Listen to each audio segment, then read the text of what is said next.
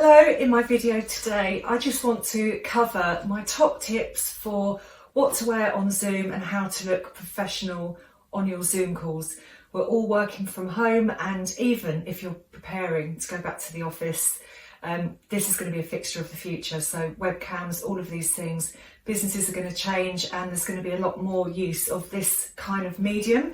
So you still want to look professional, obviously, in a work environment. People are still having interviews, they're leading teams, they're having important meetings, decision-making meetings and all those things, but they're just doing them via Zoom. So how do you look professional?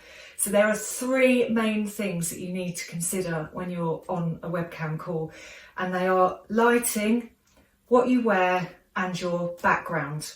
So first of all, I'm going to do lighting because lighting is king. So to make sure you're in a room that has lots of natural light, but there's also a trick about where that light is to be the most flattering. So if you are sitting next to a window with the light coming from this way, you're going to have shadows cast on your face. Another really big no-no is to sit underneath an overhead light. So if you're in your kitchen, for example, and you've got spotlights or something, if you sit directly under one of those, it's going to cast really unflattering shadows on your face going down like that. The best place to sit is in front of a window. So the window is behind this camera and the natural light is coming in from behind. So that's the best place to sit. So first of all, work out a place in your house where you know you're going to get the most flattering light and you look the brightest and the freshest. So what to wear? There, on LinkedIn, I saw a couple of weeks ago, a guy was asking what he should wear to a Zoom interview. So he was in a Zoom interview situation. Should he wear a tie? So the answer to that is no, don't worry about ties. I mean, ties are almost gone completely anyway in a normal work environment. But when you're at home, you know, we are in a more casual situation. It doesn't mean wear a t-shirt though, because the thing with cameras is they show up flaws a lot more easily. So casual things actually look a lot more casual on camera. There's no hiding really on camera. So just think of that. And I would say just go for a simple shirt. Try to avoid white as well, really crisp white, because it can, again, that cannot be that flattering on the skin and it can make teeth look a bit yellow too. So maybe go for a pale blue crisp shirt, and then you'll look like you really want to be there, you've made the effort, you're professional, all those things. And for women, what to wear, I would suggest, again, a simple shirt or a blouse. You could go for tailoring as well. If it's a really important interview or a very important meeting where you want to stand out and look professional, go for soft tailoring, so something soft rather than really structured.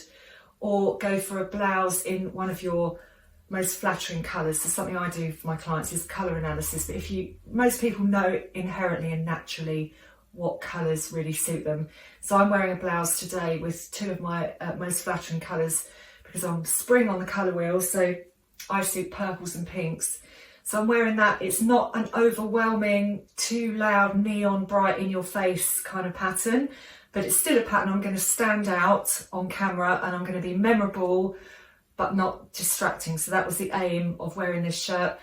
I also wore it because it's chiffon, and I saw someone giving some style tips a couple of weeks ago wearing a dark chiffon blouse but with a bright white camisole underwear underneath, and I wouldn't agree to do that. If you're wearing a dark coloured patterned shirt that's slightly see-through, make sure your underwear is dark as well, and vice versa.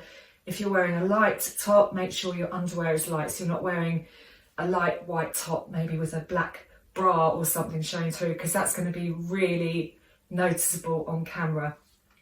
The other thing I mentioned for guys, don't wear t-shirts or hoodies, things like that, ideally, because it just looks scruffy. And what we're trying to do is show that we mean business, we're professional, polished, even though we're at home, we're still showing up.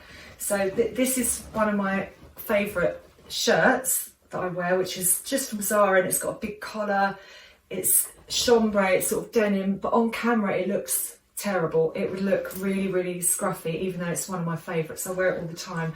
I wouldn't wear it on a Zoom call. Like I said, try to avoid bright white. Maybe go for some lace instead, because that's going to look quite professional and polished and a little bit interesting.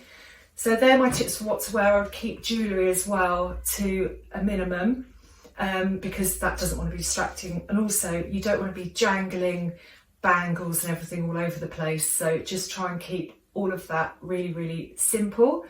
And then the third thing that I mentioned was background. So if there are things lying around, you know, washing up everywhere like this, so this is in my kitchen and it's a great light and I haven't cleared up deliberately. Honestly, it's usually far tidier than this, and you know, it doesn't look good, it's distracting, it's got all that stuff in the background. So I would say no to that. Put a sign on the door as well saying to people, do not disturb when you're on a Zoom call. But background wise, I've deliberately come in here. This is my children's gaming room, so this is where they play Fortnite all the time on the PS4. So I've come here because I love this wallpaper. But if I was in an interview situation, I probably wouldn't do it in here because it's a bit loud. I guess it's like Bowie inspired wallpaper and it kind of clashes with my shirt, but it's striking. And I usually do my style videos in this room because I really like the background. But I just think it really illustrates my point well, that the background is really distracting, like people can fixate and really notice the background. So they're my top tips. So really, to keep it simple, pay attention to lighting. Lighting is king. Look for colours that really flatter you. Dress in a smart, casual way. So not over the top with sharp tailoring or anything like that.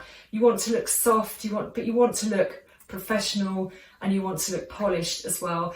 And just be aware that t-shirts and hoodies and things like that are going to look really, really a lot more scruffy than they do in real life when they're on camera. So those are my top tips for how to look professional and how to look good on Zoom.